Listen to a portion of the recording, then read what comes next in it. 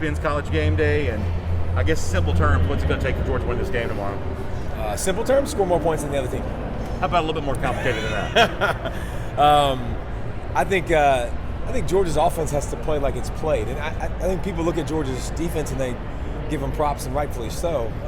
But their offense is number 3 in the country, I think. So you got a top 5 offense with a defense that's one of the best we've ever seen in the history of college football. So I think continue to do what they've been doing offensively and scoring points. I love the way they use Bowers. I love the way they use their tight ends.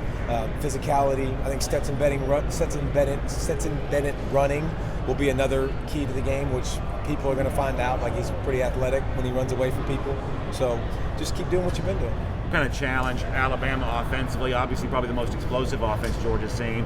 What does that mean for the Georgia defense against a group like that that's just a little bit more accomplished than what they have been playing? Well, I think they got a home run hitter out wide with Jamison Williams. He can go. So that you're cognizant of that right away.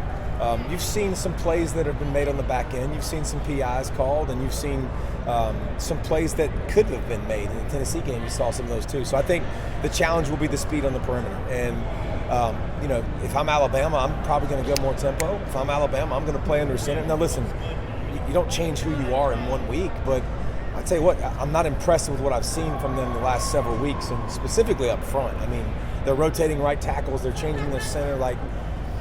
They're not great up front. Not what we're accustomed to seeing. And here's what's crazy. We talk about that, and they're still the second or third best team in the country, but they're just not as explosive as they used to be when you had all those freaks at wide receiver for all those years. That just you're seeing Mac Jones. He's pretty good in the NFL. Tua's doing pretty well right now. Like, all these guys, Waddle's killing it. So I think you kind of see these guys were rare playmakers that they had.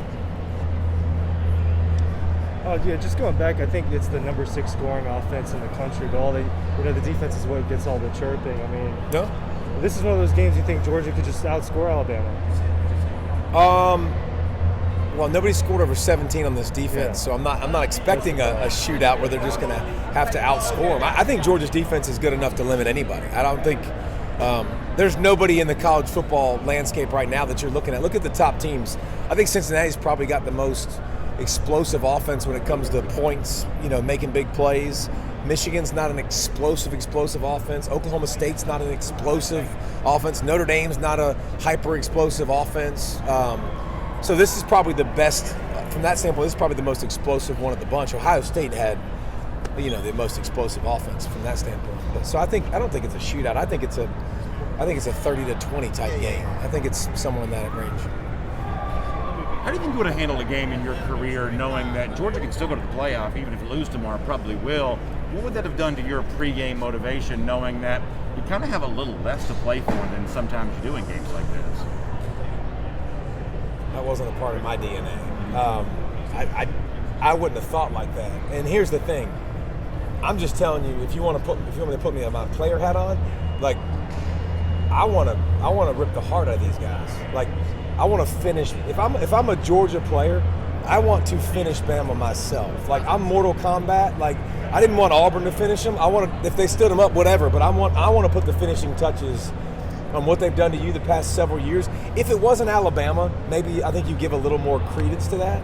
But this is a team that's kept you from winning a championship directly, 2nd and 26, and in years past also kept you from playing for a championship. So if you need motivation for this, I don't want you in the foxhole. Do you think that this could end up being the biggest game of the year?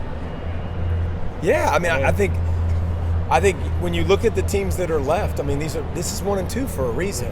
I think both these teams. Listen, we've seen it in the past. We saw it in the BCS era in 12 when we were here. Like, Georgia versus Alabama was a national championship. You've seen that a lot. That was the most competitive game that you saw was the SEC championship game. Then championship games became blowouts at times. So I think this has got a chance to be, the best game possibly the best game of the season in the postseason. And then Georgia's defense a few weeks ago, I asked you, is this going to end up being one of the better defenses ever? And your answer was the job's not finished. Is that your answer is still the same? The job's not finished. Yeah. But they've proven to be. I mean, this front seven is the most dominant front seven I've ever seen since I've been doing this. But again, it means nothing unless you finish it. To be clear. Anything else? David, a cover LSU. Would you mind giving me your thoughts on Brian LSU? Kelly's hire? Yeah, Brian Kelly's hire at LSU. About to say, what are you doing here? I come every year. What part of it? What do you want me to speak to? Just As a coach? Yeah.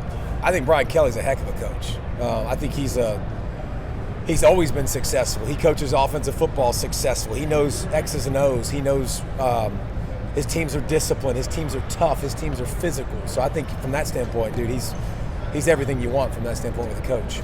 10 of the 14 teams in the SEC have had new coaches since 2019. Yeah. That's an incredible amount of turnover. Is that really bad? Is that just the way the business is now? What do you think? I mean, it's just a high rate. It's a very competitive league, I know, but man, it's a lot. It's part of the game. I mean, it's a part of what happens.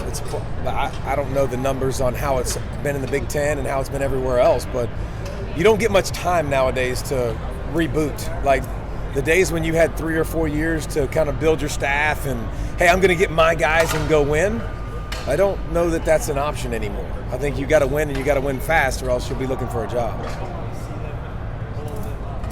What do you think about Brian Kelly's accent for the LSU game? I was at the arena. I didn't really notice it that much, but Did you notice it afterwards? I listened to it. I guess you hear what you want to hear, maybe a little bit. So I'm listening. Well, I want to hear as an LSU fan what you heard. Did you think there was a little accent there?